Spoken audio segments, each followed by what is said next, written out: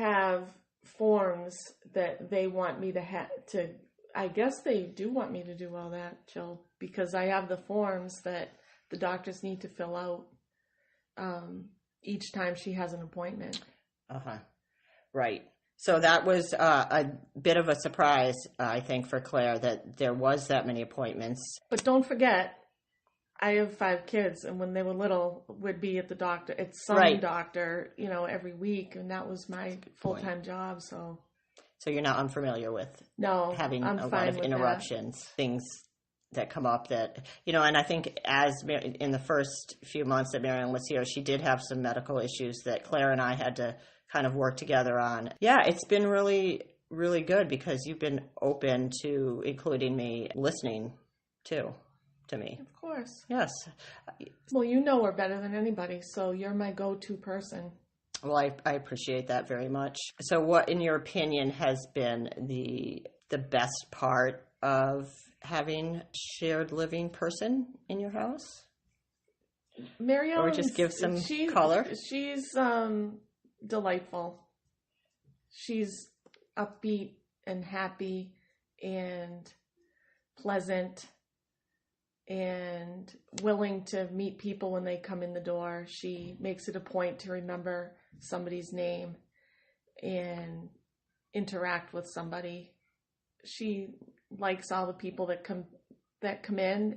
She's always remarking about music, and I hear a lot of stories about program, and she's good at sharing things like that. So if I wanted quiet time, then I'm out of luck.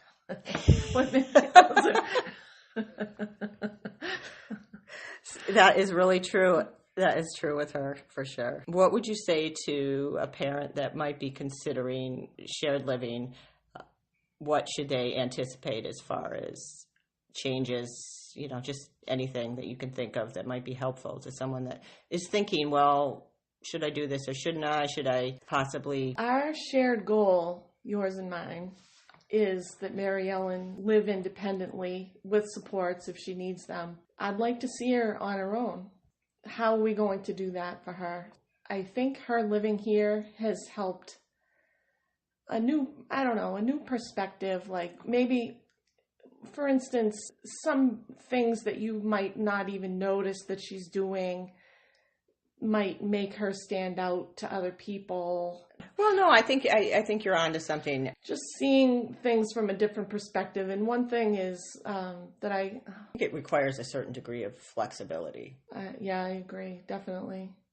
It's like walking a fine line with her independence and her coping. She has music in. Well, she relaxes with the music, but it also makes her not as aware of her surroundings.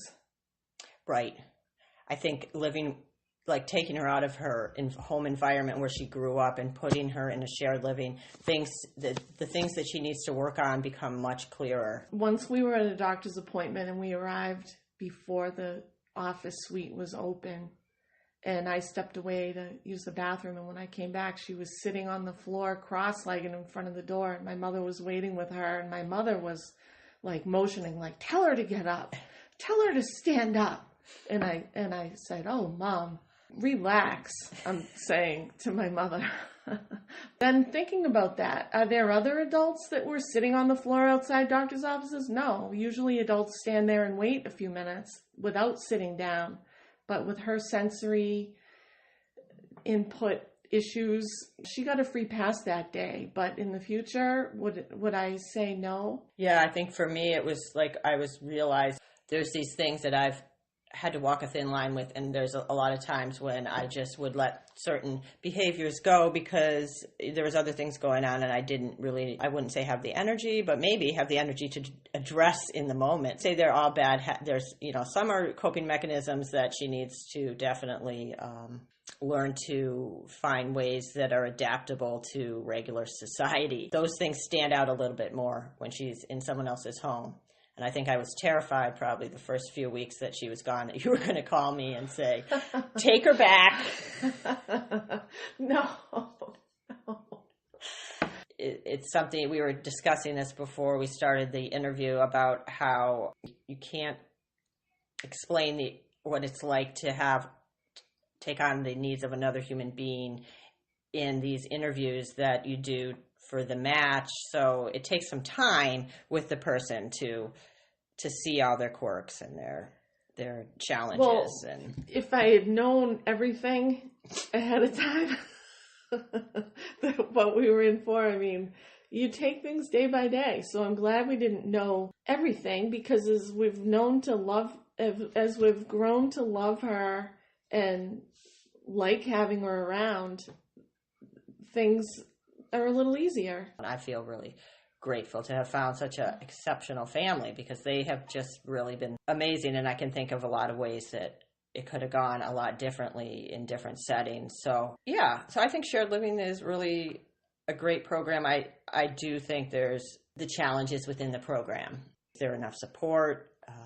What would you... I'm going to say yes, so far. So far there's been enough support. Yes, yeah.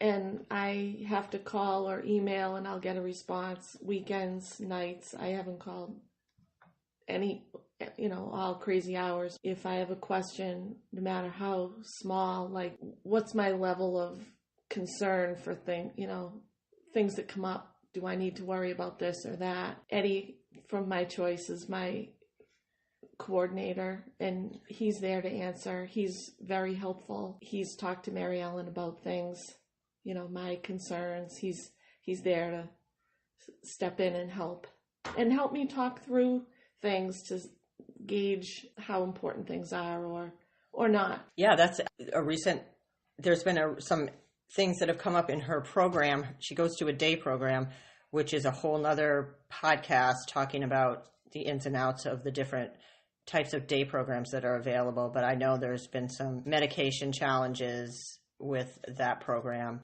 Tell me a little bit about like MaryEllen's routine as far as what does her day look like from your perspective? Just walk me through a day. All right.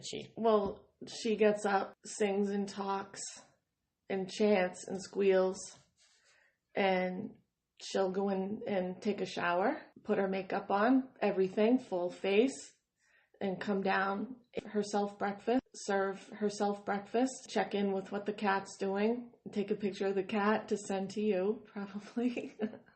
I get lots of pictures still. I thought you miss her, but I see her every day on my technology. And I'm sitting in her spot right now. She likes to sit in this particular spot, and she'll tell me about the things that are going on in her program, and with music or memory or anything that she's thinking of at the time. And she gets herself ready, gets herself lunch, gets herself out the door. When she comes home, she'll unwind. She'll spend a lot of time in her room. She'll come down and check in with dinner. She's at the point where she's helping more with dinner. And my goal is, she can make herself a dinner, but why do that if I'm going to? Why would she? Why would anybody? But on her day, if I said, hey, you're making dinner, she would. She isn't that interested in doing anything that we're doing, no family outings, no family events. She won't sit and relax with us or anything. She's on her own. Yeah, I think that may take time. I'm not sure how that will play out. I appreciate you giving her the space and not trying to. Well, I think age appropriateness wise, it is appropriate for her to be doing that. And I remember 22. At 22, I wanted to separate myself as much as possible from anything that was going on with the family. So I understand that. But then I think as a parent, I would think, well, it's time to move out then. So, and I come down here and you have to learn how to peel the potatoes and all that stuff. So she's participating more because I've told her, this is what we're doing. I want you down here at 4:15. Mm-hmm. You're getting ready for dinner. Because if one of my kids ever said, hey, what's for dinner? Or when's dinner? I'd say, well, as soon as you make it, that's when dinner is. So she's has to take a more because that's getting ready and that's being an adult. That's life. Doing these things. Life is not going to cut her the breaks that there's no accommodations. Right. So I'm learning how to, there's a lot of things I want her to be able to do as an adult. Why would you if somebody didn't tell you you had to? Like sweeping the stairs. I don't go up and down those stairs. I would hate for her to live on her own and have her have a messy house because I never told her, hey, you need to wipe the table off after you eat. Yeah, I think what I've seen happen with Claire is she's teased out focusing maybe on just a certain skill that MaryEllen might need, like coming down and helping with dinner or having certain chores, slowly infusing her with some of these necessary life skills that definitely she can get away with not doing if possible. She will. It's not natural, and I think what you just said is any person would probably not want to do them if they didn't have to. And because of her challenges so far, she hasn't been able to really have enough of the noise in her own, whatever the triggers are, whatever her issues are, to tune that out enough to really take in enough of the experiences that she is having to learn from them. So I see that slowly happening, which is what I think is a really excellent benefit of shared living, because they're out of whatever it is, whatever family situation, good or bad. I think when you get to be a certain age, you need to find a way to, however it looks, make those next steps. And sometimes it's hard in a family setting, I'd say, in their own family setting with kids with special needs. Right. And I've seen her gain some independence, and she organizes her pills for the week, and she calls the pharmacy for refills, and she's able to call the doctor for refills on the ones that are, that you need a new prescription monthly. So when I told her to do that, I said, go get a piece of paper. Oh, well, I don't need one. I said, well, do you know my phone number and address? Well, because, as soon as someone asks you, it goes out the window. Right. So she wrote it all down. She wrote herself a script, and she called for the refill. And then she said, Claire, keep this because I'll need it for next time. And she used it a little bit. She had to be coached a little to keep, when you say your name, to say it slowly. When you repeat your number, and make sure you say it slowly. And no problem. We have to receive the prescriptions in the mail from Boston. Mm-hmm. So they've arrived, no delays. So, that's excellent. And she goes up to the pharmacy whenever Rite Aid calls. That's great. For a refill. So I'm really happy to see that. And she's so proud of herself. I have to share from what she tells me. Yeah, she's like, Mom, do you know that I did this or I did that? And I'm like, yes. Right. So I think those little successes are important for her. And I'd say as a parent, having the experience of not having a lot of experience with special needs kids and then having one that had a significant level, there's just so much going on that it's hard to really tease out what needs to be addressed. I have to say, for parents that might be considering it, I'm really hopeful for MaryEllen. It's been a really good opportunity and chance for her, and to have her in a family like Claire's. I was going to say, what's it like with your other family members and MaryEllen? Has that presented any challenges? I know Claire's husband, Scott, has been very supportive from the beginning. Do they have an understanding of autism? I think sometimes people that don't have an understanding of autism might have expectations that a person on the autism spectrum might not be in their wheelhouse. Right. And you know what they say, if you know one person with autism, then you know one person. And she is atypical.